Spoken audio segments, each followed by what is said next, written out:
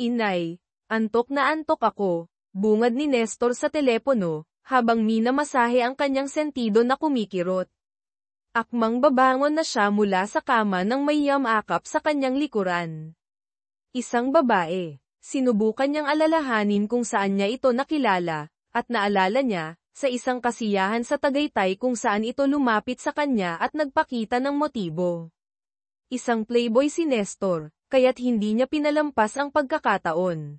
Parang durian na nahulog, tatanggihan pa ba? Umuwi ka na agad.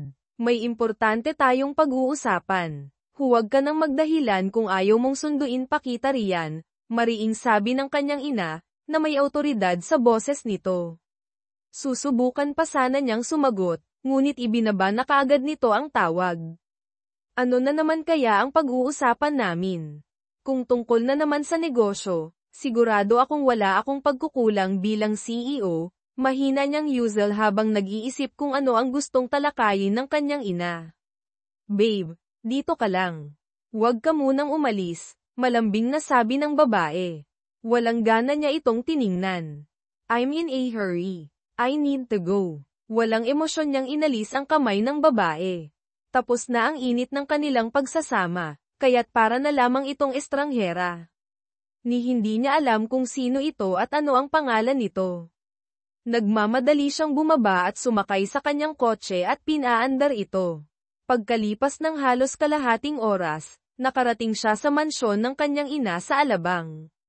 Tinanong niya ang kasambahay kung nasaan ang kanyang ina, at sinabi nitong nasa silid nito at naghihintay sa kanya. Kailan mo ba balak magtino, ha, Nestor Bonifacio? Iyan kaagad ang sumalubong sa kanya mula sa kanyang ina, habang nakapameaywang ito pagkabukas niya ng pinto. Magandang umaga din sa inyo, inay. Miss na rin po kita, sarkastikong bati niya. Lumaki ang butas ng ilong ni Senyora Esmeralda sa ugali ng kanyang anak. Pasaway ka talagang bata, tingnan lang natin kung magkakaganyan ka pa kapag binawi ko ang lahat ng yaman na tinatamasa mo, nagbabantang sabi nito. As if kaya ninyong gawin iyan sa nag-iisang anak ninyo, inay, kampanteng sagot niya, sabay halo kip-kip at samandal sa pader. Kaya ko, ang magaling kong anak. Actually, nagawa ko na nga. Hold na ang lahat ng credit cards mo, nasa blacklist ka na rin ng kahit anong bangko, kaya't walang saysay kahit na may laman pa yung bank accounts mo. Sinabi ko na sa iyo na huwag mong ubusin ang pasensya ko, dahil talagang matitiis kita, tumaas na ang boses nito. Damn it, inay, tumataas na rin ang boses niya. Hindi niya inaasahan na totohanin nito ang kanyang banta. Huwag mo akong pinagtataasan ng boses, Nestor. Ako pa rin ang iyong ina. 30 anyos ka na, ngunit ang alam mo lang gawin ay makipaglaro sa apoy sa kung sino-sinong babae. Matanda na ako, ngunit hindi man lang kita maaasahan sa negosyong iniwan sa atin ng iyong ama.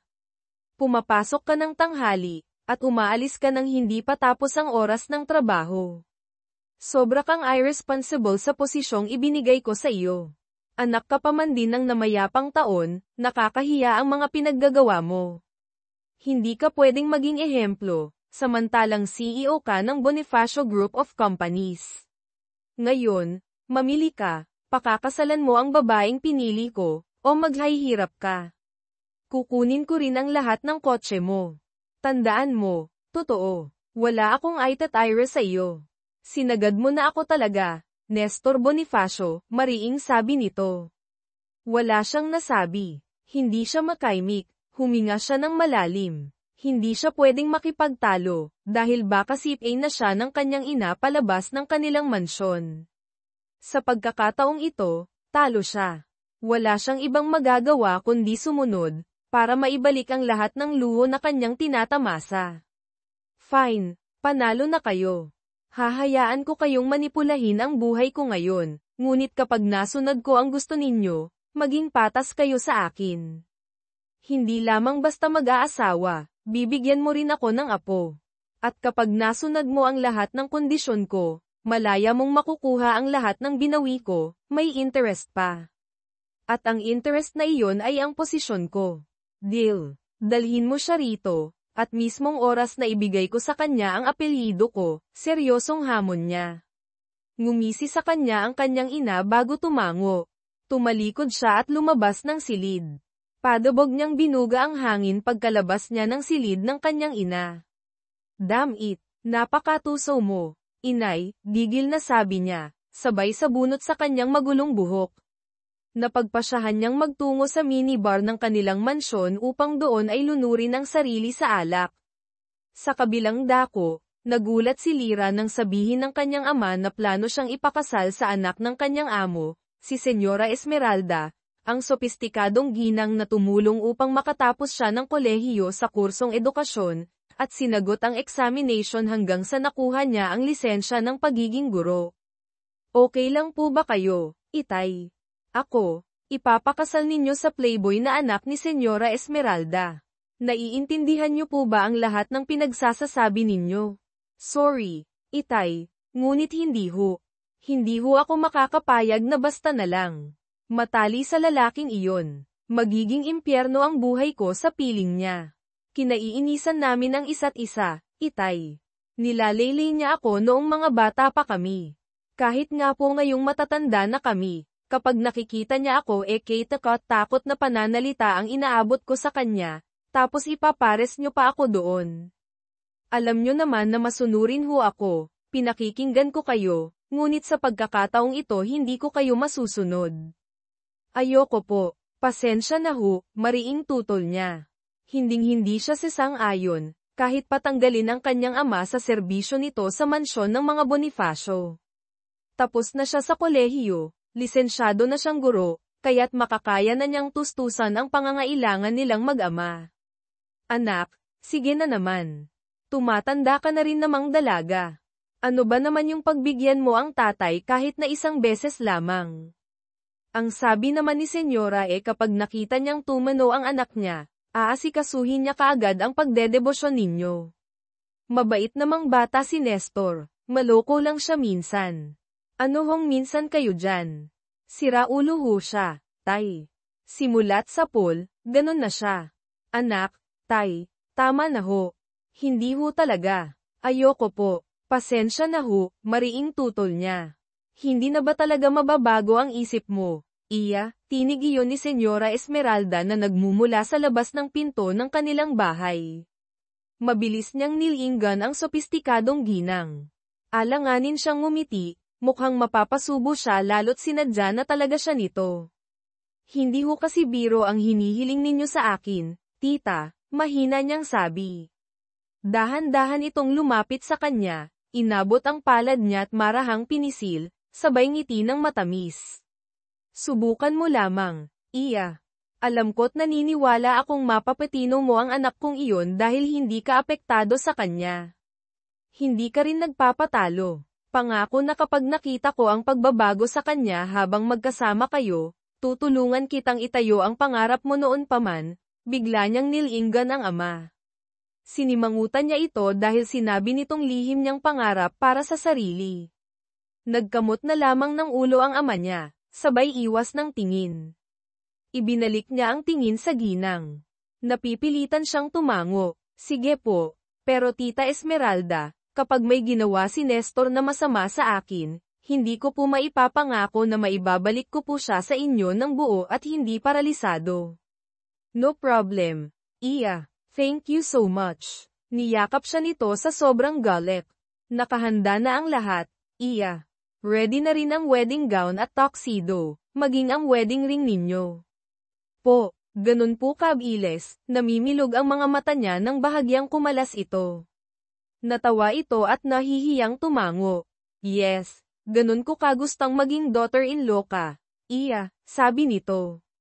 Nanghihina siya bigla, wala talagang imposible kapag marami kang pera. Talagang walang atrasan na ito. Let's go, ihaharap kita sa anak ko. Nasasabik na akong makita ang gulat sa mga mata niya, saad pa nito't kinuha ang palad niya't hinayla hanggang sa makalabas sila sa bahay. Nagpatianod na lamang siya dala ng panghihina sa mga nangyayari. Kung hindi lamang dahil sa utang na loob na tinatanaw niya'y hinding-hindi talaga siya sasang-ayon sa kalokohang ito. Pagdating nila ng mansyon ay bumungad sa kanila ang lasing na si Gale. Ngumisi at mapang insulto siyang pinagmamasdan mula ulo hanggang paa. Itong babaeng taang ipapakasal nyo sa akin, ma'am. Mukhang nanlalabo na rin yata ang mga mata nyo, katulad ng mga mata niya niyang si Nerdy. Tumawa pa ito habang nakaturo ang hintuturo sa dalaga. Sa inis naman ni Aya inabot niya ang daliri ni Gale tsaka yun planong baliin ang dumaing na ito. Aray. Putik mababali. Eileen, hirap nitong daing. Pabalya namang binitawan nito ang daliri niya. Hinimas-himas niya yun bago ipukol ang masamang tingin dito. Ang talas masyado niyang dila mo. Once talaga na may lumabas pang hindi maganda dyan yung nakatagong buhay sa pantalon mo naman ang babaliin ko, banta niya. Correct, walang buto anong bi ako. Inis nitong pagtatama sa kanya. That's enough. Para kayong mga bata, saway ni Maribel. Pinandilitan nito ang anak, umirap lamang ta sa hangin ngunit hindi naman nagsalita pa. Huminga muna ng malalim ang ginang bago nagpatuloy. Yes, tama ka, si Ilan ang babaeng tinutukoy ko, she will be your wife hanggat hindi mo na ibibigay ang hinihingi ko. Makahulog ang sad nito habang nakatuon ng mga mata sa seryosong si Gale. At bukas na bukas din ay gaganapin ang kasal ninyo sa simbahan ng Manila Cathedral. Kailangan public nang malaman ng mga linta ang nakasal ka na rito kay Aileen. Hi, you're the boss. Wala na akong may kukulong na ako, Anhil. Puro na lang kasi alak ang inaatupag pagpaparinig ni Ain kesa naman sayo ano bang inaatupag mo na hindi mo magawang ayusin ang sarili mo mas mukha ka pang matanda kaya kay Ma'am Hill nang init ang pigil ni Maribel sa anak. What? Sinasabi ko lang naman ang totoohan nakakatawa sa isang mukhang manang lamp palang babagsak ang unit ko ay honyo I'm wondering kung anong magiging kalalabasan ang hinihingi nyo, nanuno ang dagdag. Niya kaya't tumabingi ang kanyang pisngi dala ng pagsampal ng ina niya sa kanya. Rinig niya ang pagsinghap ng dalaga kaya't inismiran niya ito. Excuse me, yun lang at mabilis niya nang tinalikuran ang dalawang babae. Pagdating niya sa silid ay kaagad niyang ibinagsak ang sarili sa kama. Pasensya ka na iya hindi ko malaman kung bakit ganon ang ugaling ipinapakita ng anak ko sa'yo hindi ko naman siya pinalaking bastos, nangungunang paghingi nito ng dispensa sa dalaga. Okay lang po tita pasensya na rin po't hindi ko po napigil ang hindi patulan mahaba naman ang pasensya ko pero pagdating kay Hill ewan ko po't ang daling maubos ang pasensya ko niya rin ang paumanhin nakakaintindi tumango sa kanya ang ginang at tita kung okay lang po magpapalam na rin ako dahil marami pa po akong tatapusing lesson plan para sa Lunes magalang niyang pagpapalam. Sige iya ipapahatid na lang kita kay Kaloy. Anitong hindi naman niya tinanggihan dahil wala siyang dalang pera. Kaloy ikaw nang bahala dito kay Aileen ha ingatan mo at magiging asawa pa yan ang sermo. Birong Bill ni Maribel sa binatang driver. Opo Seniora, sumaludo pa ito. Natawa na lang ang ginang. Tara na Teacher Aileen, pinagbuksan siya nito kaya't pumasok na siya sa loob ng sasakyan.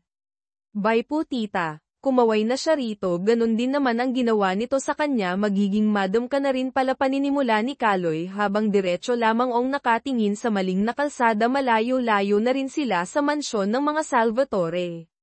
Sira Ma'am Aileen lang hindi madam tumatanaw lang naman ako ng utang na loob kaya hindi ko nagawang tanggihan ng pakiusap ni tita kung ako nga lang ang susunod hindi ako magpapatali sa sermon na sira ulo hay ewan nakakainis talaga ang boss nyo isip bata relax ka lang Ma'am Ayan at baka mamaya niyan MH ka ay naku kapag sigil ng pinag-uusapan talagang tumataas ang presyon ko naiiling niyang sabi na tinawanan lamang ni Kaloy ilang minuto pa ay narating na nila ang bahay nila ng ama salamat ingat ka sa pagmamaneho haanya kay Kaloy and makababa ng sasakyan. Ang sweet naman ngiting biro nito bago sa kanya kumaway at umalis pagpasok niya sa bahay nila sa kanyang nag-iisang anak ng tita Melissa niya bunsong kapatid ng kanyang ama o bakit ganyan ang mukha mo insan mukha kang natalo sa tinayaan mong weteng tak ang tanong sa kanya ni Mia pinsan niyang buo dumadalaw ta kapag ganitong weekend hay naku mas malala pa sa pagkatalong nangyari dahil bukas na bukas din ikakasal na ako sa siraulong Hill Salvatore na yun kwento niya matapos maupo sa mahaba niyang sofa talaga ang swerte mo pa nga inson kung ako nga lang yan baka bumigay pa ako napakagwapo kaya nang mapapangasawa mo na sa kanya ng lahat mayaman na ang gwapo pa tinitilian pa ng lahat saad nitong nagpasinaya naman hirap niyang sabi. So papaano anong mangyayari kapag kinasal na kayo magsasama ba kayo sa iisang bubong? Bakas ang kuryosidad sa naging tanong nitong iyon sa kanya tumabi pa ito at atet na hinihintay ang sagot niya. Hindi ko alam pero sana hindi naman dahil baka maloka na ako kapag nagsama kami sa iisang bubong ang makong na yun bakit naman ganon nyo ba talaga kaitang isa't isa ano bang punot dulo niyang iringan ninyo?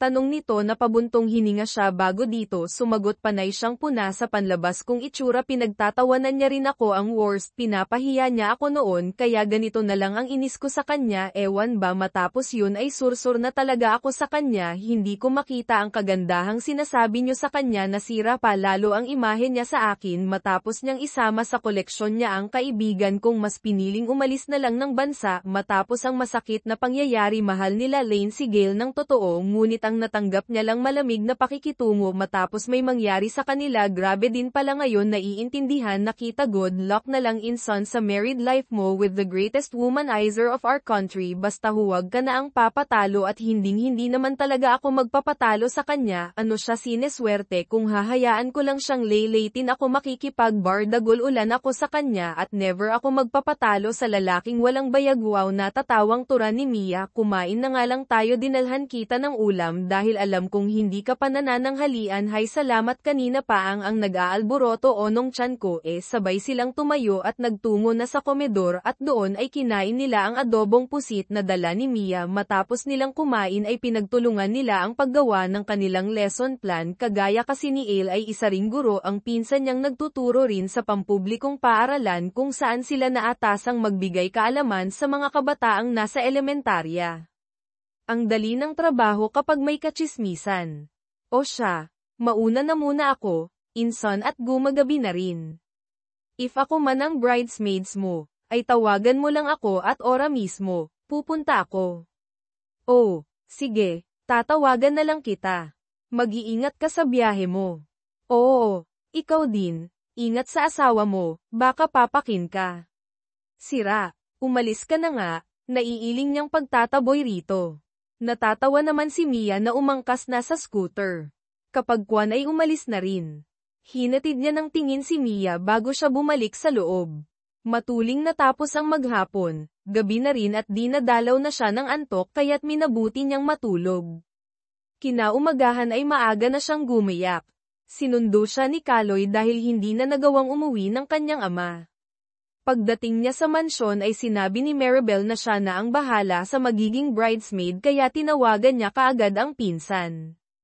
Tuwang-tuwa naman ang pinsan niya matapos niya itong imbitahan sa mansyon ng mga Salvatore. Ayusan na po kita, ma'am, anang makeup artist sa kanya matapos sa kanyang magpaalam ang magiging biyanan. Pwede ba yung light makeup lang, nahihiyang request niya matapos maupo dahil hindi siya sanay na maglagay ng matitingkad na makeup. Pulbos at lip gloss nga lang sa kanya'y okay na. Okay po, ma'am. Alisin po muna natin yung glasses mo. Palitan na lang po natin ng contact lenses para malinaw pa rin po ang paningin nyo kahit wala ng eyeglasses. Ani nito. Tinanguan niya naman ito. Inalis nito ang salamin niya sa mata at sinimulang beautang tingin ang kanyang mukha. Maluha-luha pa siya nang mano-manong binunot ang mga sobrang buhok sa kilay niya. Sinimulan na rin ng hairstylist na trabahuhin ang itim at tuwid niyang buhok na palagi niyang tinatalian. Kinulat nito yun kaya't nang matapos ang mga ito, nalaglag ang panga niya. Ako ba to? Hindi makapaniwalang tanong niya. Yes, ma'am. Maganda po kayo. Sobra. Natatago nga lang po, anang hairstylist na nagpangiti sa kanya dahil ngayon lang siya nakatanggap ng compliment mula sa ibang tao. Thank you. Sinserong pasasalamat niya sa mga ito. You're welcome po, ma'am. Trabaho po namin na pagandahin ang bawat bride na nangangailangan ng magic namin, saad naman ng makeup artist. Naghihintay na po ang bridal car sa inyo, ma'am. Baba na po kayo. Saad nang dumating na katulong. Tumango naman siya rito. Marahas siyang bumuga ng hangin matapos siyang alalayan ng dalawang artist. Ang bongga naman kasi ng wedding gown niya. Pagdating sa simbahan ay sinabihan kaagad siya ng wedding coordinator kung anong gagawin niya. Kapag bumukas na ang malaking pinto ng simbahan, narito na ang bride, imporma ng wedding coordinator sa taong nakatoka upang buksan ang pinto. Dahan-dahan namang bumukas ang malaking pinto ng simbahan kaya't natuon ang atensyon ng mga bisita sa dalagang abot-abot ang kabang nararamdaman. Humakbang siyang papasok, sinalubong siya ng ama at sinamahan patungo sa kanyang groom. Tay, pupwede pa bang umatras? Mahina ang tanong niya sa ama habang papalapit sila ng papalapit sa seryosong sigil na hindi inaalis ang mga mata sa kanya. Anak naman, mapapahiya ang groom kapag ginawa mo yan. Hindi na lamang siya sumagot, huminga ng malalim na lamang siya hanggang sa marating nila ang pwesto ng binata. Hindi niya maintindihan ang ekspresyon nito. Nagmukha kang tao ngayon, buti na lang at hindi naman ako mapahiya sa harap ng maraming tao. Masyado akong perpekto kung ipapares lang ako sa manang na katulad mo. Buti na lang at inayusan ka, kung hindi, pinagtatawanan na ako ng mga kaibigan kong siraulo. Mahinang yusel ni Gale nang ibigay sa kanya ng magiging biyenan ang palad ng kaysa isa nitong anak. AP. Kayabang, mahina ngunit naroroon ang diin at inis kaya't napangisi sa kanya ang lalaki. Sinimulan na ang seremonya. Ilang minuto pa ay binigyan na rin sila ng basbas. Kumabog ang puso ni Ellen, hindi dahil sa in love siya sa ngayoy kanya ng asawa, kundi dahil sa kinakabahan siya dahil ang lalaking kinaiinisan ay ang lalaking unang hahalik sa birhen niyang labi. Pinaharap siya ng kanyang asawa, seryoso pa rin ang mukha nito. Napalunok na lamang siya nang lumapit ito at walang pag-aalinlangang inabot ang kanyang labi. Buong akala niya'y dampi lamang ang gagawin nito ngunit nagkamali siya dahil gusto nitong galugarin ang bibig niya. Kung hindi lang niya ito kinurot ay baka nagtagumpay na ito sa planong halukayin ng dila nitong loob ng kanyang bibig. Kadiri, paimpol niya itong pinandilitan ng dumistansya siya rito. Just admit na nagustuhan mo ang halik ko. I'm a good kisser, pagyayabang nito na ikinairap niya. Yabang ng pesengto, babulong-bulong niyang sabi. Yun ay dahil may maipagmamayabang naman ako, ani nitong ikinapikit niya ng mariin. Kung hindi sa kanila lumapit ang mga magulang ay baka nakipagbardagulan pa siya sa asawa. Sa bahay na regalo ko sa inyo kayo dederecho pagkatapos ng reception. Okay, mahinang imporma ni Maribel sa dalawa nang makalabas na sila ng simbahan. Tita, Mommy, from now on Mommy na ang itatawag mo sa akin. Mommy, kami lang po ba ni Gale ang tatao doon sa bahay po na bigay ninyo sa amin? Kinakabahang tanong niya. Yes, Iya. Bakit? May problema ba? Wala naman po. Are you scared? Mahinang tanong sa kanya ni Hill nang paimpol nitong ay lapit ang mukha sa kanya. Dahil sa mga paparazzi, at sino panay ang kuha sa kanila ng litrato, peke nitong ipinapakita sa lahat na tunay silang nagmamahalan. Ikaw ang dapat na matakot sa akin dahil nambabasag ako ng bulok na itlog, gigil niyang ani rito tsaka ito pa simpleng siniko kaya't pigil ang naging pagdaing at pagdate nito sa kanya. Mamaya ka sa akin, banta nito. I'm so scared, pamimiloso po niya't lumapit na ito sa ina nito. Tara na po sa reception, Mommy. Nagugutom na po ako Kumapit siya sa braso nito at iniwan si Hill sa harapan ng simbahan na lukot ang mukha. Nilinggan niya ito't nagbilat pa na mas lalo nitong ikinainis tuloy ay ngiting tagumpay siya dahil nagawa niyang inisin ang asawa. Pagdating nila sa reception ay kinakailangan na naman nilang umakto na mahal nila ang isa't isa. Panay ang congratulate sa kanila ng mga bisita hanggang sa hatiin na nila ang malaking cake. Kapag kwan ay sinubuan ng isa't isa. Nagugutom na ako, Gale, reklamo niya rito. Kanina pang nagwawala mga alaga niya sa tiyan. Konti lang naman kasing kinain niya kaninang umaga kaya't heto siya ngayon, nanghihina na dala ng gutom na sinabayan pa ng pangangalay dahil sa takong nasuot niya. Maupo ka na muna, ikukuha kita ng pagkain, mahina hong saad nitong ikan-ama na niya dahil hindi niya inaasahang magboluntaryo to sa pagkuha ng kanyang pagkain. Ang nais niya lang sana'y magpaalam dito na kukuha na siya ng pagkain. Sinundan niya na lamang ng tingin si Hill na taas noong nagtungo sa mga nakahilerang pagkain. "You're Eileen, right?" tanong ng isang babae na lumapit sa kanya. Tumango siya rito't pasimpleng hinagod ng maganda nitong katawan at mukha. "Binabalaan lang kita ha. Huwag mong lalandiin ang boyfriend ko dahil hindi mo gugustuhing matuno ng asaduyang magaspang mong mukha." Mahina nitong banta na ikinakunot ng noo niya. "Sandali nga lang, sino ka ba't sino bang boyfriend na tinutukoy mo?" Inis niyang tanong rito. "Dahil kung makapagbigay ito ng banta akala mo inagawan ng asawa.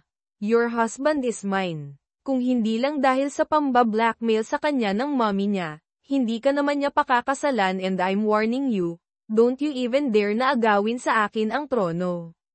Sa akin lang si Gale, saad pa nito. Oh, di sa'yo na.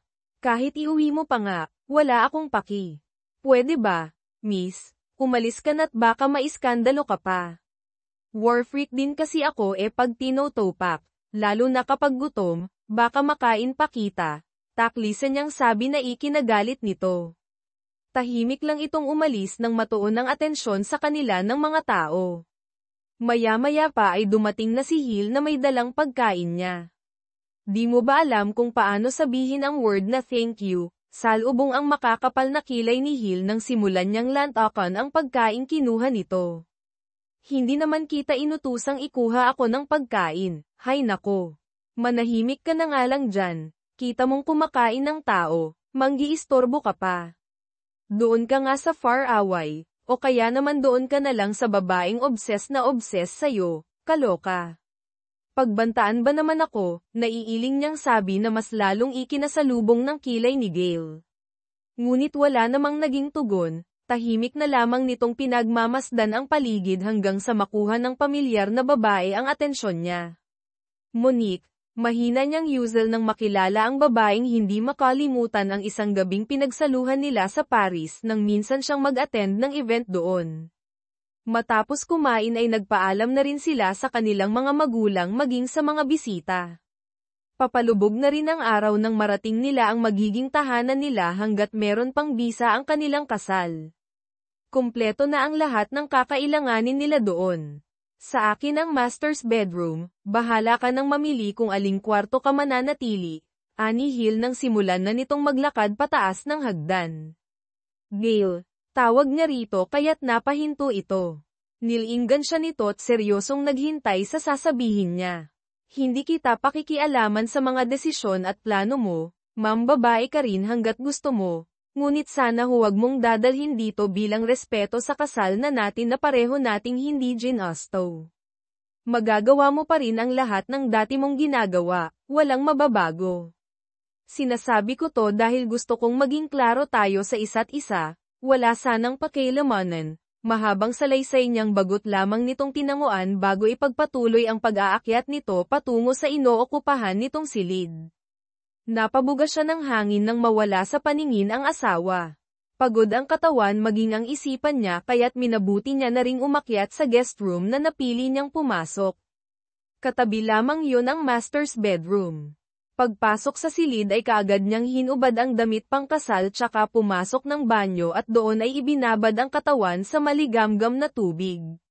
Matapos maligo, minabuti niyang maghanda ng kanilang hapunan dahil konti lamang ang kinain ni Gale sa reception. Isang maluwag na t-shirt at cycling ang napili niyang suotin, ganoong mga damit kasi ang komportable niyang suotin sa tuwing nasa loob lamang siya ng bahay. Hinayaan niya lamang ang basang buhok na tumulo at nang marating nga niya ang kusina ay naghanap siya sa ref ng maaaring ihanda para sa hapunan nila ng asawa. Sa silid naman ay tapos nang maligo si Gale.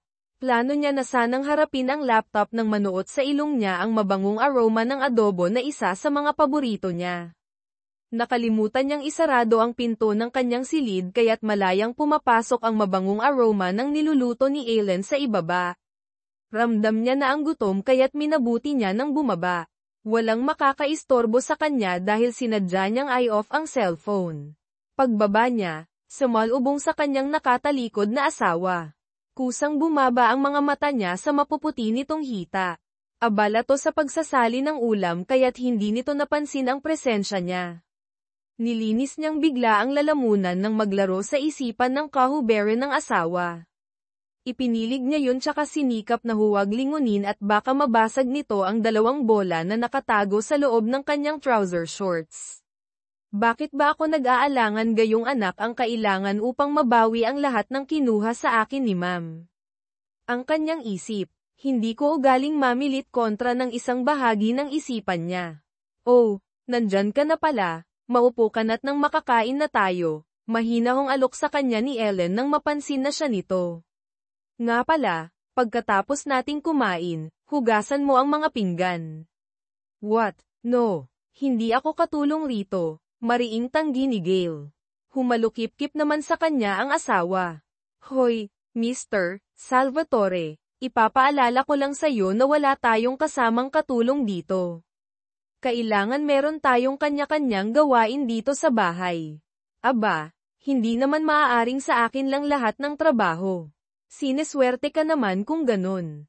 Ganito na lang, magkaroon tayo ng kasunduan. Ako ang maglilinis sa umaga, ikaw naman sa gabi. Ako rin ang nakatoka sa pagluluto ng pagkain habang ikaw naman ang gagawa ng mga hagasin. Kanya-kanya rin tayo sa paglalaban ng mga damit. Magkaroon na rin tayo ng privacy sa mga gamit natin. Kung hindi mo kayang sumang-ayon bahala kang magutom dyan dahil hindi naman ako makapapayag na seluhin ko ang lahat ng gawaing bahay dito, pinal niyang sabi kapag Kwan ay naupo na't sumandok na ng pagkain. Rinig niya ang marahas na buntong hininga ni Gail bago ito sumang-ayon sa lahat ng kondisyon niya. Fine. Napipilitang saan nito ikinangiti niya ng lihim. Good. Oh, sige na, maupo ka na at baka mag-collapse ka parang dahil sa gutom, anya at binigyan ito ng plato. Nga pala, anong gagawin mo bukas? None of your business, masungit nitong tugon. Anong none of your business? Kailangan hahatid mo ako bukas sa eskwelahan dahil wala naman akong masasakyan dito. Pansin mo naman siguro na ang ambience dito, karagatan. Alangan namang lakarin ko mula dito hanggang sa eskwelahan kung saan ako magtuturo, good idea. Hoy, Hill, huwag ka namang ganyan, hindi pwedeng hindi ako pumasok bukas dahil magbibigay ako ng exam sa mga estudyante ko. Then do the dishes, kondisyon nitong ikinalaki ng butas ang ilong niya. Talaga sanggal niya rito, madali akong kausap. Maglakad ka na lang bukas baliwala, saad nito. Oo na, oo na. Ako nang maghuhugas kahit na ako ang naghanda ng hapunan. Lokot ang mukhang pagsang-ayon niya kahit labag yun sa loob niya. Masyadong tuso ang lalaki. Good. Ngising saad nitong ikinainit ng buo niyang mukha dahil buong akala niya mapapagawa na niya ito ng isa sa mga gawaing bahay. Kung bakit ba naman kasi sobrang layo ng bahay na iniregalo sa kanila sa eskwelahang pinapasukan niya tuloy ngayon ay nadedehado siya. Nagbuno man din ang kalooban niya kanina sa pag-aakalang mapapakilig niya na ito, ang lumalabas ay ito pang nakaisa sa kanya. Naisahan siya ng antipati kong asawa. Hay, may araw ka rin sa akin ngit-ngit niya sa isipan. Enjoy your meal, mabulunan ka sana. Anya bago ipinagpatuloy ang pagkain. Busog na ako. By the way, ang alat ng adobo mo. Anit pumihit na at mabilis siyang iniwan sa kumidor. Maalat. Ba't halos naubos mo na, napairap niyang sabi bago ligpitin ang lahat ng pinagkainan. Natapos niya ang gawain na nananakit ang likod kaya't pagdating niya sa silid ay kaagad siyang nakatulog nang hindi man lang naisara ang pinto. Mang babae.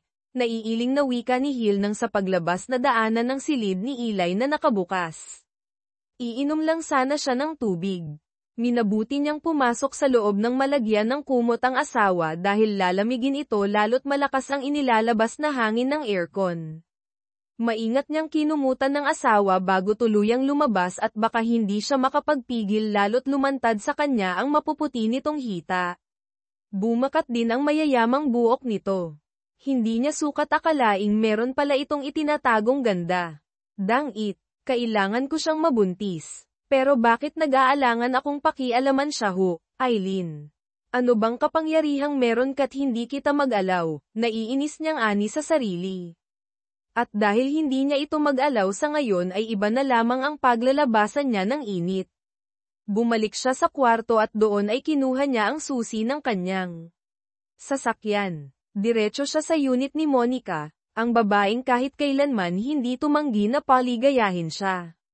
Kinaumagahan ay nagising si Ili na nagtataka kung bakit meron siyang kumot sa katawan gayong hindi naman siya naglagay ng kagabi.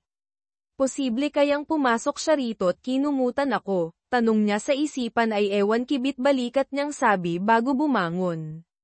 Naligo na muna siya bago bumaba. Hindi siya sanay kumain ng kanin tuwing umaga ngunit dahil meron siyang kasamay naghanda siya ng agahan. At nang matapos ay umakyat siya upang gisingin si Gail.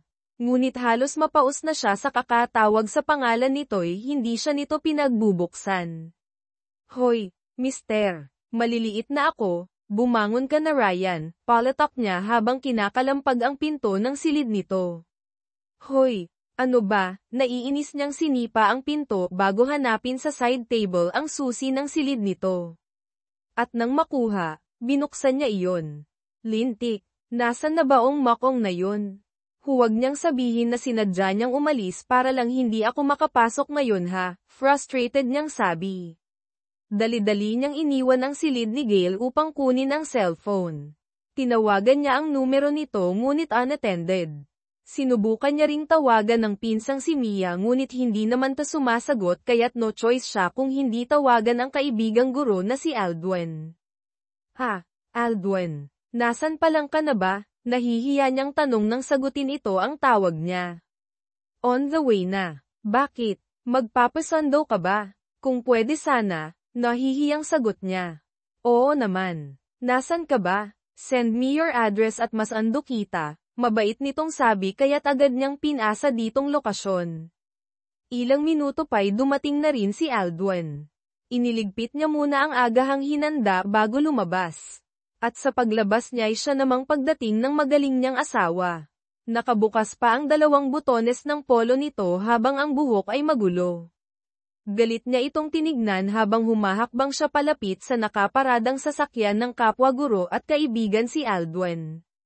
Hindi siya tanga upang hindi mahulaan kung saan ta nagpunta at kung anong ginawa nito sa pinuntahan. Akala ko ba walang ibang allowed na bisita rito? Mukhang ikaw lang din ang bumali sa kasundo ang ginawa mo ah. Makahulugang turan sa kanya ni Hill na huminto ito sa harap niya. Co-teacher ko siya at kaibigan na rin. Tinawagan ko si Aldwin dahil yung taong sumang-ayon na ihahatid ako nawala dahil nagpakasasa sa kung sino mang babae niya. Napipikong anya humihingi ng paumanhin na sino pa niya si Aldwin na tahimik lamang sa kanilang nakikinig na natili lamang ta sa loob ng kotse. Ako na maghahatid saw. Magpapalit lang ako. Hindi na kay Aldwin na lang ako sasabay dahil mail late na kami. Examination pa man din ngayon ang mga bata, may hinanda akong agahan. Initin mo na lang dahil lumamig na, malamig ang pakikitungo niyang anya rito bago ito lagpasan. Tara na, tipid siyang ngumiti sa lalaki ganun din naman kaya't nakita niya sa gilid ng mga mata ang pagkuyom ng kamao ng asawa. Siya pa talagaong may ganang magalit siya na ngaong may ginawang masama lintik kakakasal lang namin tapos nangangapit bahay na agad siya baka sira ulo gigil niyang sabi ng humandar na ang sasakyan. Bakit kasi hindi mo pinagbigyan? Kung sana pinakitaan mo ng motibo di sana kayo naglaban-laban siya nangapit bahay, birong sabi ni Aldwin na nagpangiti sa kanya. Sira pa paano naman kami maglalabing-labing kung hindi naman namin gustong isa't isa kapwa lang naman kaming napilitan sa kasal na ito na hindi ko nga alam kung mapapatino ko ba siya o hindi, bakit kaya hindi mo subukang daanin sa lamang? Alam mo kasi kaming mga lalaki gustong-gusto namin na nilalamang at bani baby. Gawin ko ng halimbawa ang sarili ko gustong-gusto kong sinusuyo pinagsisilbihan ako ng girlfriend ko pero kidding aside hainan mo ng masasarap na pagkain at pakitaan mo palagi ng matatamis mong ngititig lang natin kung hindi lamambat ang asawa mo Swes, nitong nagbigay inspirasyon sa kanya. Gumuhit ang ngiti sa kanyang labi nang maglaro sa isipan ng mga gagawin upang makuha ang loob ng asawa. Naiisip niya pa lang na mapapatino niya si Hill na-excite na siya kapag nagtagumpay siya makakawala na siya sa kasunduang ang ina ng asawang gumawa. Sa kabilang banda na may inis na iniwan ni Gail ang mga hagasin sa lababo matapos kainin ang hinanda sa kanya ng asawa. Nakatanggap kasi siya ng mga larawan na kuha kagabi kung saan kasama niya si Monica Intense sa mga nasa larawan kaya't hindi niya mapapalagpas ang nasa likod ng lahat ng ta. Veronica, so it's you. Ikaw lang pala ang matagal nang bumubuntot sa akin. What do you want? Ba't mo ta ginagawa? Anong intensyon mo? Malamig niyang tanong sa babae matapos nitong makipagkita sa kanya. Ikaw, matagal na kitang gusto Yusmi katulad ng mga babaeng naikama mo na mas masarap pa ako sa asawa mong gumanda lang naman ng konti matapos ang kasal nyo higit sa lahat mas kaya kitang paligayahin kumpara sa mga babaeng lumalapit sambit nitong nagpakunot sa kanyang noo. Hibang ka na hindi kita kailanman papatulan. Tigilan mo ng kahibangang toto dahil hindi ako mangingiming sirain ka. You know me a lot, alam mo mga kaya kong gawin, wala akong awa kahit na babae ka pa. I'm warning you, Veronica. Matalim na tingin ang ipinukol niya rito. Kita niyang dagli ang pagguhit ng sakit sa mga mata nito. Bakit ka ba ganyan ha? Alam mong matagal na kitang mahal simula pa nung freshman tayo pero bakit hindi mo ako magawang mahalin pabalik? Maganda naman ako, sexy, may sariling negosyo, wala ka nang hahanapin sa akin Gail, ngunit bakit hindi pa rin nagiging ako ha dahil hindi kita gusto ganun ka-simple. Madiin niyang sabi na nagpatubo nito. You're nothing compared to Aileen kaya't huwag mo siyang ikukumpara sa last warning ko na to, tantanan mo na ako. Pagkasabi tinalikuran na niya ito. Hill, sandali, hindi ako papayag, akin ka lang, sigaw nitong hindi niya napinansin pa. Nagpatuloy lamang siya hanggang sa marating niyang sasakyan, pinaharurot niya na yon. Wala siyang planong bumalik sa bahay nila ng asawa dahil mabuburo lamang siya doon, hindi naman siya makakapasok sa kumpanya dahil yun ang nais ang kanyang ina, makakabalik lamang siya kapag nabuntis niya na ang asawa. Pagdating niya sa pampublikong paaralan ay naghanap siya ng maaaring parking mag-alas 11 na rin naman kaya chok niyang palabas na rin ang asawa niya, aayain niya itong kumain, kailangan niya ng kumilos, hindi pwede na tumunganga na lang siya. Nagsimula ng maglabasan ng mga bata kaya't lumabas na siya ng sasakyan at taas noong pumasok sa loob tinanong niya ang guard kung saang classroom nagtuturo si Aileen at nang sabihin nito ay kaagad niyang pinuntahan ng nasabing classroom na tinuturuan ng asawa. Oh, anong masamang hangin ang nagdala sa dito't naparito ka? Gulat na tanong sa kanya ng asawa matapos itong ibaling ang tingin sa kanyang direksyon. Ang sanggit mo naman, masama na bang dalawin ka ng asawa mo? Yayayain pa naman din sana kitang kumain, may treat. Pero kung ayaw mo naman okay. Wala naman akong sinasabi na ayoko. Sandali, ililigpit ko lang itong mga test papers nitong nagpangiti sa kanya ng lihim. Kilalang-kilala niyang asawa kahit paso-pusa ang palagi nilang senaryo kapag nagtatagpo ang kanilang mga landas kaya tiyak nang hindi ito tatanggi lalo pat libre. Meron ka bang nakain at biglang bait ka? Share mo naman sa akin na bumait na rin ako sayo, pabirong tanong ni Aileen nang pagbuksan siya ni Hill ng sasakyan. Bago pa man nila marating ang pinagparadahan ni Hill ay panay ng tojo sa kanila ng mga girong nakakasalubong nila.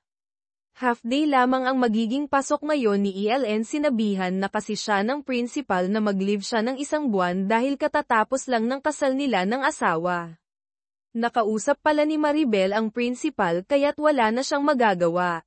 Ayaw man niyang huminto sa pagtuturo kahit pa 1 buwan, ngunit wala na rin naman siyang magagawa. Di yung hinanda mo lang naman ang nakain ko, pero kidding aside, kailangan nating gampanan ang naging sumpaan natin sa simbahan. Kahit pa sabihin nating napilitan lang naman tayo, pagtulungan na lang natin ang pagsasamang teen, sa ganun ay maibalik ang at nang binawi sa akin ni ma'am. Siguro mas makakabuti na rin kung kakalimutan na natin ang nakaraan. Sinserong ani ni Hill na nagbigay ng kakaibang pakiramdam kay Aileen.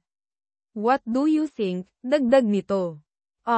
Sa totoo lang pinaplano ko naman na talagang maging mabuting asawa hanggang sa makuha ko ang loob mo kasi nga sabi ni mommy kailangan mapatino kita. Tigilan mo na kasi pambababae mo nang hindi na uminit ang ulo ni ng mommy mo. Matanda ka na hoy, mga babae kusang lumalapit hindi ko nakasalanan kung bakit lapitin ako. Ang yabang sag-apa ka lang kaamo.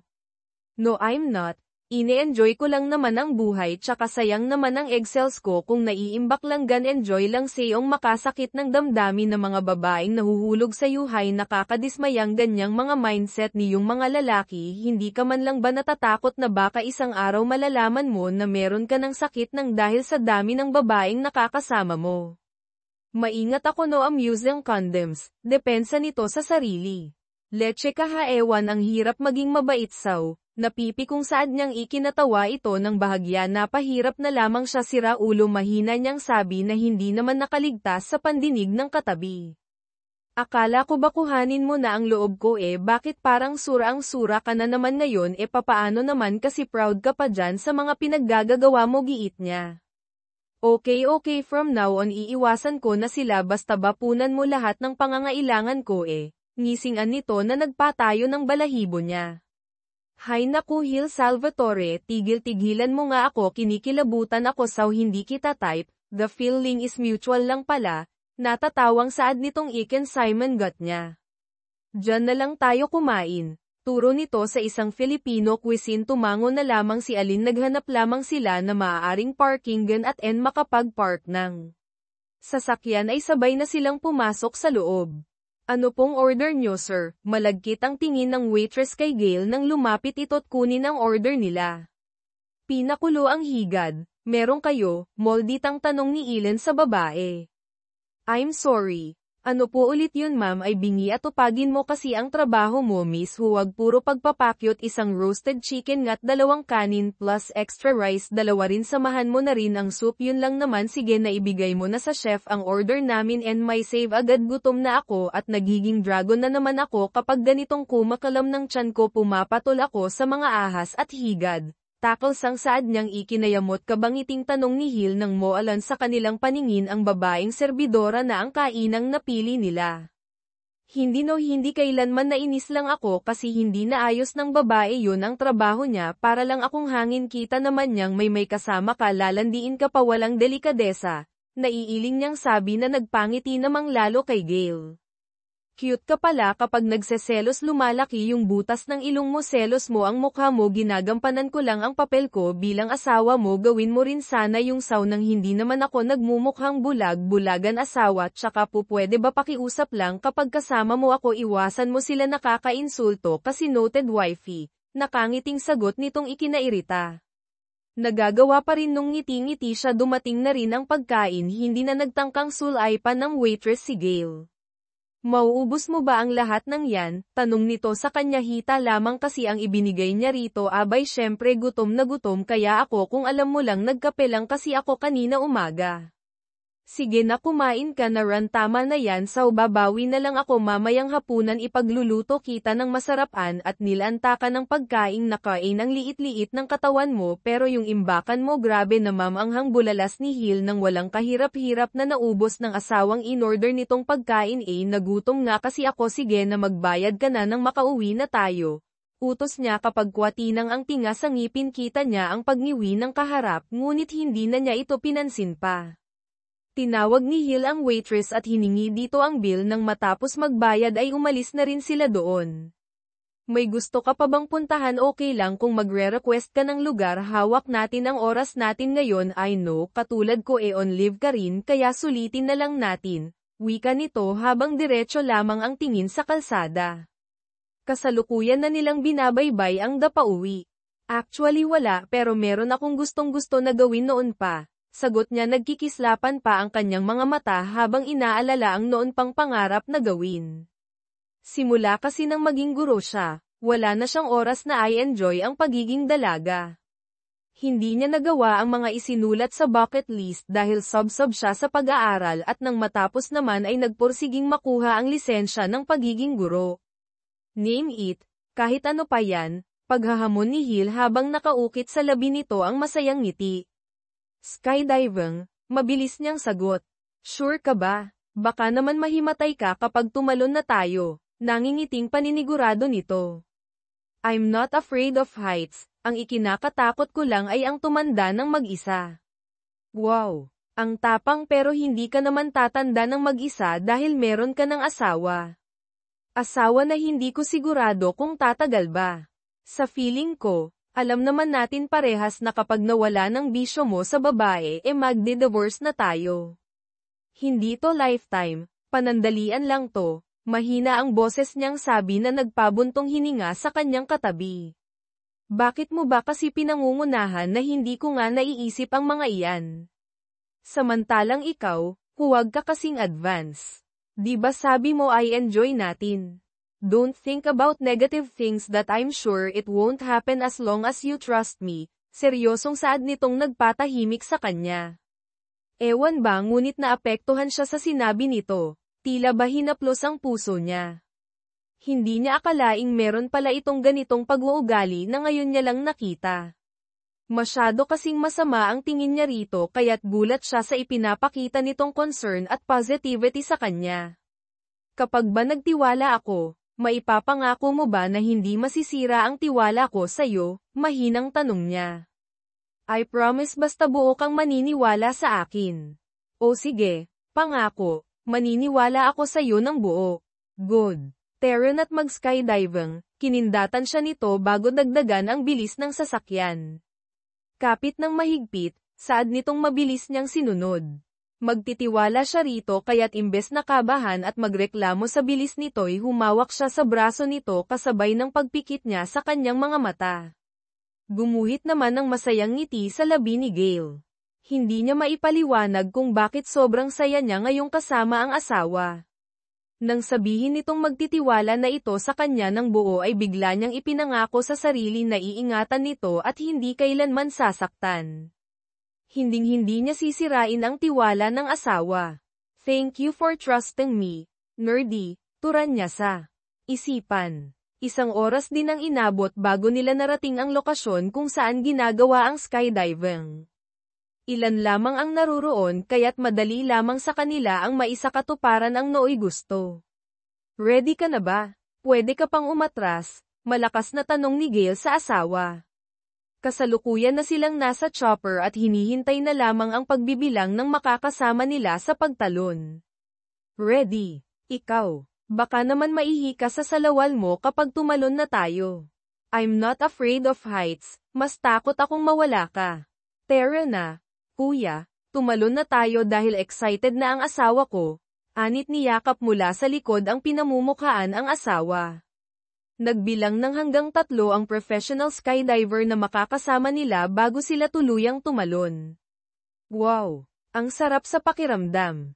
Oh, sa wakas, nagawa ko rin to. Ang tapang-tapang ko. Thank you so much, Gale. Asawa ko, hiyaw niya habang nakabuka ang mga palad. Pigil ang mga matang dinadama ang himpapawid. You're very welcome, my dearest wife, balik na turan ni Hill na nagpangiti sa kanya. May kung ano sa kanyang dibdib na hindi niya maipaliwanag kung ano. Basta't ang tangi niya lang alam ay masaya siya sa mga oras na ito, mas kaya siya nakasama ang asawa. Natapos ang skydiving nang hindi nawawala ang ngiti sa kanilang mga labi. Ano pang gusto mong gawin bukod sa ginawa natin ngayon? Tanong ni Hill nang abutan siya nito ng baniling pagkain. Mag-dive sa dagat, mabilis niyang tugon. Ang hilig mo namang mag-dive.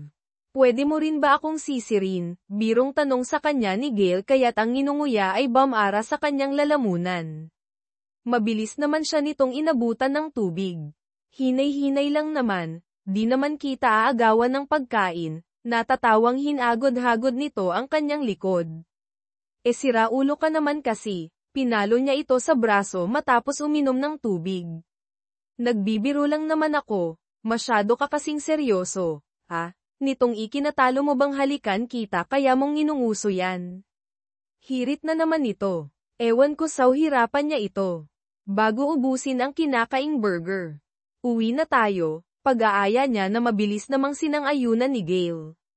Nang tuluyang makauwi ay minabuti na muna nilang maglinis ng kani-kanilang mga katawan bago pagtulungang ihanda ang kanilang magiging hapunan.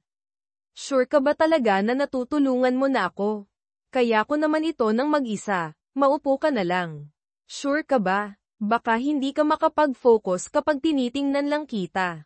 Let me help you, mas mapapabilis ang trabaho kapag meron kang katuwang.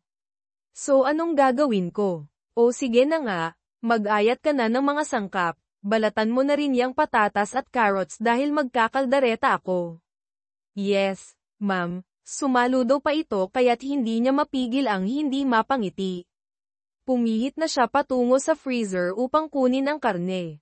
Specialty mo ba ang kaldereta? Tanong sa kanya ng asawa nang matapos niya nang ihalo ang lahat ng sangkap sa kawali.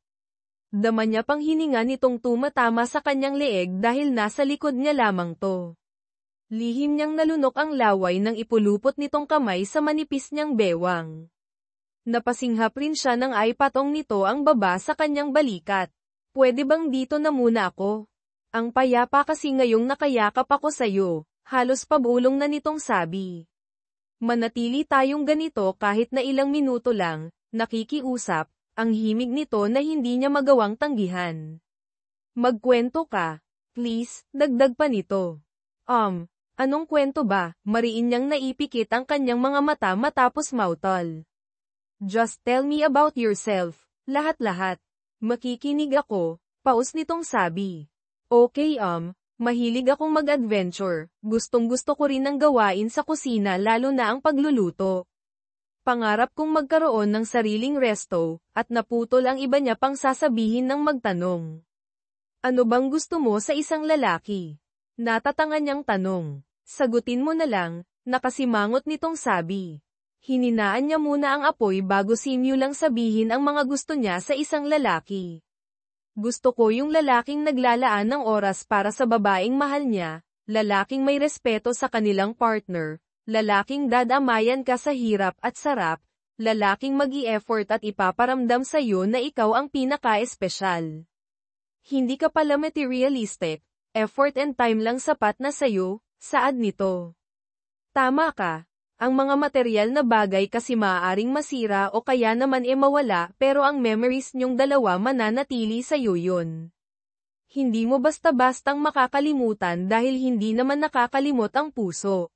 You're so sweet, I like your thoughts in life. Ikaw, ano bang gusto mo sa isang babae? Tanong niya rito. Yung hindi ako gusto, mabilis nitong sagot. Like you, hindi mo ako gusto. That's why I like you, walang halong biro nitong sabi na nagpaabot ng puso niya. Luto na yung ulam natin, bitaw ka na, maghahain na ako. Sinubukan niyang alisin ang kamay nitong nakayakap sa kanya ngunit mas lalo lamang humigpit ang yakap nito sa kanya. Mamaya na, hindi pa naman ako gutom Patayin mo na lang muna ang apoy, paus nitong utos bago isuksok ang mukha sa kanyang leeg. Heal please, ilang segundo lang ang payapa kasi kapag nadidikit ako sa'yo. Ngayon ko lang to naramdaman masuyo nitong sabi tsaka isiniksik pa ang sarili sa kanya. Napabuga na lamang siya ng hangin. Hinayaan niya lamang to, pinatay niya ng apoy at hinintay na bumitaw sa kanya ang asawa. Gusto ko ng simulang bumuo ng magagandang memorya kasama ang iisang babae lamang. Iiwanan ko na ang dilim, oras na para harapin at tanggapin ang liwanag. Pwede mo ba akong samahan na bumuo ng magagandang memorya? Pwede mo ba akong samahang mangarap ng maganda para sa ikakabuti ng sarili ng iba? Samahan mo ako, Eileen, paus itong pakiusap na mas lalo lamang nagpaabot ng kanyang puso ngunit sa kabilang banday masaya siya dahil sa wakas na pagtanto na rin nito na hindi nakaka-proud bilang lalaki ang papalit-palit ng babae. Hindi mo kailangang makiusap o magtanong dahil yan talaga gagawin ko. Trabaho kong samahan ka sa hirap at sa ginhawa dahil asawa mo ako. Let's start a new chapter. Pahina na masaya't merong saysay, may ngiti sa labing sambit niya. Marahan sa kanyang kumalas ang asawa. Buong akala niya didistansya na ito ngunit natigalgal na lamang siya nang iharap siya nito at mabilis na inangkin ang kanyang labi. Gail, SHH, hayaan mong sundin natin ang isinisigaw ng ating mga puso. Anito sa pagitan ng kanilang mga halik. Kinuha nito ang kamay niya at inilagay sa leeg nito bagaman hindi marunong ay nagagawa niyang sumabay dahil sa mahusay nitong labi na tila ba tinuturuan siya kung papaanong tumugon sa matamis nitong halik. Naramdaman niya ang pag-angat at ang dahan-daang paglayo nila sa kusina. Salo siya ng asawa, hindi nito pinapakawalan ang kanyang labi habang iniaabot ang sariling silid. Napalunok siya ng marating nilang ginagamit na kwarto ni Gale. Dahan-dahan siya nitong inihiga sa malawak at malambot nitong kama. Pigilan mo ako hanggat kaya ko pa. Pagmamahal sa katawan ng suot na damit, wala ni isang salit ang lumabas sa kanyang labi. Tumango lamang siya sa asawa na nagpangiti dito ng matamis. Dumukwang ito tsaka pinataka ng magaang na halik ang kanyang noo. Wala ka ng kawala sa akin. Pagkatapos nito kinsya ni Hill bago muling inangkin ng labi. Masuyo puno ng pag-iingat. Anim mo'y babasaging kristal ang naging pagtrato nito sa kanya habang inaangkin ang bawat sulok ng kanyang katawan. Ngunit kahit nagaano pa kaingat ang lalaki ay nasaktan pa rin siya dahil ito pa lamang ang una niyang karanasan. I'm sorry. Paus nitong paghingi ng paumanhin matapos tumulo ang luha sa mga mata niya. Si saglit pa itong huminto. O okay lang ako, ituloy mo na kagat labing-anya. I'll court you after this. Masuyo nitong pangako bago muling tinawid ang distansya ng kanilang mga labi. Naging saksi ang apat na sulok ng silid sa kanilang pagsasalo. Hill, hindi ka pa ba napapagod?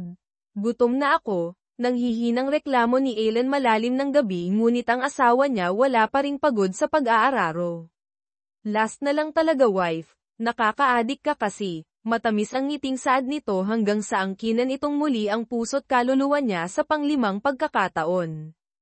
Feeling ko paralisado na ako ning reklamo niya nang tuluyan siyang tantanan ng asawa. Dala nito ang pagkain nasa ibabaw na ng kama't handa na siyang pakainin. I don't know what to say. Nahihi at natinga ako. Hindi ko alam kung magsosorry ba ako, magpapasalamat o makokonsensya dahil sa nasobrahan yata kita. Ewan, basta ang alam ko lang ayoko nang mawala ka. Hinding-hindi ako mawawala at hinding-hindi natitingin pa sa iba dahil saw palang solve na ako. Gina, yuma mo yata ako kasi on the spot boom in love agad ako. Saw pick up line ba yan o pampaloloob kasi naka-jackpot ka sa akin? None of the above. Ngiting sagot nitong nagpangiti sa kanya. Susubuan na kita. Sumandokta at sinimulan na siyang pakainin. Natapos ang gabi na parehas silang masaya. Lumipas ang isang buwan na hindi man lang sila napaghiwalay. Lahat ng nasa bucket list na inin ay ginawa nila ng mahal na asawa. Oo, mahal niya na si Hill at ngayon din mismo ay tatanggapin niya na ang pag-ibig nito. Ibaong ngiti natin ngayon. Ahulaan ko, in love ka na sa asawa mo, no? Nanunodyong saad ni Mia nang dalawin siya nito pagkatapos ng mahabang leksyon.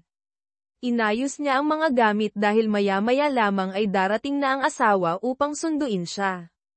Kapwa na silang bumalik sa kani-kanilang mga trabaho. Si Gilay kasalukuyan ng chairman habang ang ina nito'y patuloy na tumutulong sa mga bata at matatandang inabandona ang kanilang mga pamkasama nito. Ang kanyang ama na personal nitong bodyguard at driver na rin. Oo, mahal ko na siya, Mia, at mamaya sasagutin ko na siya. Nakakatawa nga lang dahil nauna pang kasal bago ang love. Wow, I'm so happy for you, Inson. Natutuwang niyakap siya nito. Yamakap din naman siya dito. Pabalik. Napakalas lamang nang tumunog ang kanyang cellphone. Sandali, sagutin ko lang at baka importante. Sige lang, hintayin na kita. Anitong tinanguan niya. Sinagot niya ang tawag ng number tsaka yung dinala sa tenga. Hello, bungad niya. Ang sigla ng boses mo, sisigla ka pa, kaya kapag sinabi ko saw nakasama ko ang asawa mo katatapos lang naming maglaro ng apoy, nang iinis na saad ng pamilyar na boses. Hindi ako naniniwala sa'yo. Naninira ka lang ng relasyon. Bakit meron ba kayo noon? Kasi sa pagkakaalam ko pinakasalan ka lang ni Hill dahil gusto niyang mabawi ang kinuha ng mommy niya sa kanya. Hangad niya rin ang pinakamataas na posisyon kaya't ngayong nakuha niya na yon ay bale wala ka na sa kanya, tapos na siya sa'yo. Actually naayos na niya ang separation nyo, ay diborsyo ka na niya. Nakakatawa, ginamit lang at nagsawa. Mapanunuya ang tura nito bago ibaba ang linya. Kasunod ng pagbaba nito ay ang pagpapadala naman nito ng mga larawan kasama si Gale mahimbing na natutulog katabi to, walang suot na pang-itaas kaya't hindi niya mapigil ang hindi masaktan. Hindi niya to magagawa sa akin, nangako siya, at alam kong hindi niya yun babaliin dahil ayaw niyang mawala ako ang buhay niya, at ganun din siya sa akin. Naniniwala pa rin ako sa'yo, asawa ko. Mahinang turan niya kasabay ng pag-agos ng kanyang mga luha. Nag-aalala namang dinaluhan siya ni Mia. Isisilid niya na sana sa bagang cellphone ang biglang umikot ang paningin niya sa paligid na apo niya ang noo hanggang sa unti-unti nang dumilim ang kanyang paligid. Sa kabilang dako na may napabalikwas ng bangon si Gail. Damit Monica ano Toto bakit nandito ako sa condo unit mo? Tiimbi niyang tanong sa babae ang huling natandaan niya'y kausap niya sa isang restaurant ang isa sa kanilang mga investors pagkatapos nag-serve na ng inumin ang isa sa mga waiter doon hanggang doon na lang naalala niya. Nandito ka it's because kasabwat ko si kuya he's one of your investors baka naak ang lahat dahil hindi ako makapapayag na mapunta ka lang doon sa pipitsuging guro na yon and by the way mawawala na rin naman siya sa'yo dahil pinakita ko sa kanya ang lahat ng intimate pictures natin magiging tayo na rin sa wakas. Damn you Monica kung hindi ka lang babae baka nabasag ko na yang peke mong mukha gigil. Niyang pinulot sa sahig ang damit tsaka yung dali-daling sinuot hindi ko napalalagpasin pang kabaliwan mong tatingnan ko lang kung magawa mo pang ngumiti matapos ang gagawin ko sa pamilya mo hindi tabanta dahil talagang gagawin ko babalikan kita oras na iwanan ako ng asawa ko at sisiguraduhin kung hihilingin mo na lang sa Diyos na kunin ang buhay mo sinabihan na kita ngunit hindi ka nakinig pasensyahan tayo. Matalim na tingin ang ipinukol niya sa ngayoy napapalunok na babae kita niyang takot sa mga mata nito dahil nagbabaga ang kanyang mga mata habang ang mga ngipin ay nagkikiskisan dala ng sobrang galit minabuti niya nang lumabas at baka hindi niya na makontrol ang sarili masaktan pa niya ito kinapa niya ang bulsa mabuti na lang at naruroon ang kanyang cellphone maging ang susi ng kanyang sasakyan tatawagan niya palang sana ang numero ng asawa nang tumawag na ito. Wife it's not what you think finap niya lang ako gusto niya lang tayong sirain, sunod-sunod niyang paliwanag. Hindi ang asawa mo, si Mia tapinsan niya nasa ospital kami hinimatay kasi si El matapos makita ang larawan mo kasamang ibang babae. Dangit kasalanan ta ng babaeng yun humanda talaga siya sa akin nas ang ospital, tanong niya na kaagad namang sinagot ng nasa kabilang linya. I'm on my way huwag mo munang iwanan ng asawa ko hanggat wala pa rin ako dyan, bilin niya tsaka ibinaba ang linya lakad takbo niyang hinanap sa parking ang sasakyan at nang tuluyang mahanap ay pinaharurot niya yun patungo sa nasabing ospital. Dok kamusta ang asawa ko anong nangyari sa kanya ba't siya nawalan ng malay at ba't hindi pa rin siya nagkakaroon ng malay? Alalang tanong niya ng madatna ng doktor sa silid kung saan nakahiga ang mahal niyang asawa. Don't worry Mr. Salvatore natural lamang sa isang buntis ang mahilo at mawalan ng malay lalo na kung duo stress pagod at malalim ang mga iniisip iwasan na lang natin ang stressin ng mga buntis dahil makakasama maayon sa kanila lalong-lalo na sa baby bibigyan ko na lamang siya ng gamot at ilang vitamins at kapag nagising siya pwede